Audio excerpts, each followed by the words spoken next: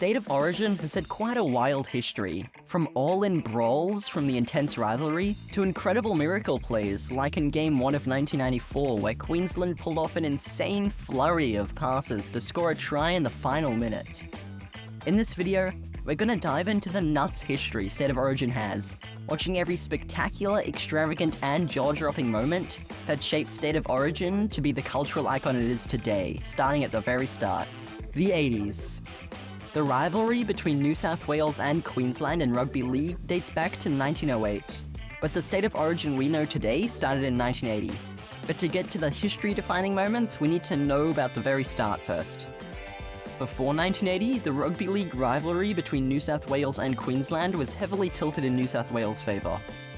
This dominance was due to New South Wales' financial power, which allowed them to lure top Queensland talent, and the resulting player drain, which weakened Queensland. These factors often led to one-sided matches, with New South Wales regularly inflicting heavy defeats on Queensland. By the late 1970s, the declining interest and the increasingly one-sided interstate matches between the two states prompted rugby league authorities to explore ways to revitalise the rivalry. The concept of State of Origin emerged, proposing a radical change to the eligibility criteria for players. Instead of representing the state where they currently played, players would now be selected based on their state of origin, either where they were born or where they first played senior rugby league. This big change aimed to create a more even playing field and foster a stronger sense of state pride and loyalty that couldn't be bribed. Fast forward a couple of years and we get to the first official State of Origin match, which took place in 1980 at Lang Park in Brisbane. Queensland, finally able to take a team with their best players, achieved a historic victory over New South Wales, 20-10. The game was a massive success, capturing the imagination of fans and reigniting a passion for interstate rugby league. However, the Maroons got ahead of the Blues. The Queensland dominance began in 1982, with them winning 6 of the next 7 series. Wally Lewis, Mal Meninga, and Gene Miles were key figures during this era, leading Queensland to always be a step ahead of New South Wales. However, during the Maroon rise, a glimmer of hope emerged for the Blues. In the second game of 1985, they defied all odds and snapped Queensland's winning streak. The match itself was tense, with both teams showcasing their skill and determination. Despite the early setbacks, New South Wales managed to overcome the odds and secure a memorable win, fueling their resurgence in the following years, but the following years were anything but calm. State of Origin quickly transcended the boundaries of sport throughout the 80s. It became a cultural phenomenon, a symbol of regional pride and identity. These annual clashes between the Blues and Maroons drew massive crowds, with the series in 1989 gathering over 100,000 people and generating intense media coverage. This made it one of the most anticipated sporting events in Australia, and while the 80s had some crazy moments, the Maroons kept the State of Origin landscape relatively calm to what it would look like in the following decades, with huge issues and roadblocks, which hit the series hard. Which leads us into our next chapter, the 1990s. The 90s was a dynamic decade for State of Origin, marked by a shift in power and the emergence of new stars. After Queensland's dominance in the 80s, New South Wales began to assert themselves, beginning to win more and more games and showcasing their power, at least for a while. Under the guidance of coach Phil Gould, New South Wales now emerged as a much more powerful force. Key players like Laurie Daly and Brad Fittler led the charge, solidifying New South Wales' resurgence. The intensity of the rivalry reached new heights during this decade. The 1991 series, often considered one of the greatest of all time, saw 3 nail-biting games, decided by just 2 points.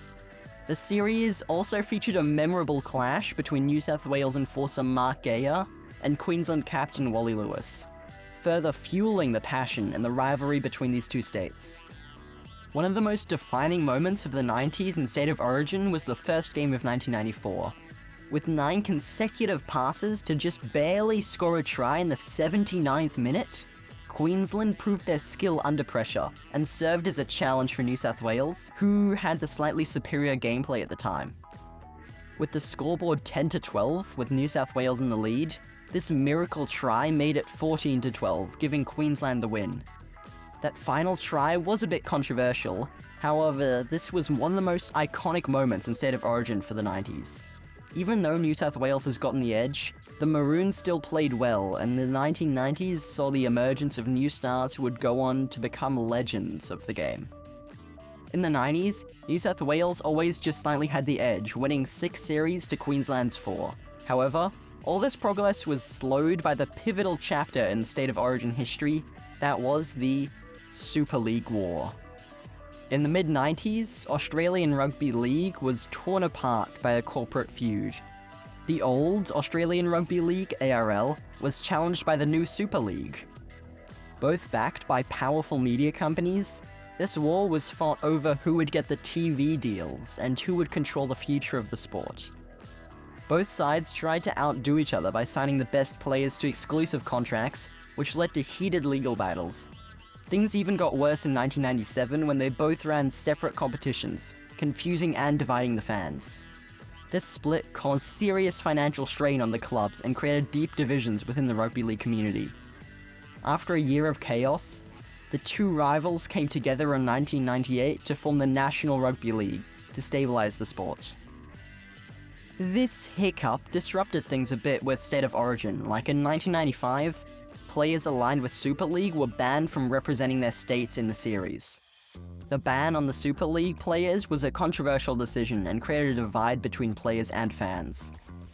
It also led to some unexpected results, as teams had to rely on less experienced players to fill the gaps left by the missing stars. While this might have given some younger players a chance to shine, it also meant that the overall quality of play suffered.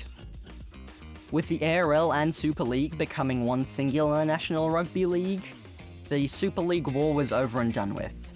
So now we can move on to a much more inspiring chapter in the State of Origin history, the 2000s. The 2000s ushered in a new era of rivalry in State of Origin. Queensland, led by a cohort of future immortals, steamrolled their rivals for 8 consecutive series, letting New South Wales only get 4 wins in 2000, 2003, 4 and 5. This dynasty, supported by the masterful Mal Meninga, saw Queensland elevate their game to new heights, leaving the Blues in their dust. Queensland's winning streak was a record, going uninterrupted from 2006 to 2013. The Maroons were relentless in their combination of skill, grit, and sheer will to win, which proved too much for New South Wales. The 2000s saw several legends leave as well, such as Shane Webke, Alan Langer, and Brad Fittler, making a significant transition period for both teams. It was also a decade where State of Origin truly exploded in popularity, becoming a cultural phenomenon that gripped the nation like never before. The stage was set for a new era of rugby league rivalries, with the stakes higher and intensity unmatched. Now, for the final chapter in State of Origin, from 2010 to the present day. The 2010s marked another era of Queensland's dominance in State of Origin, highlighted by their unprecedented 8 consecutive series victories from 2006 to 2013.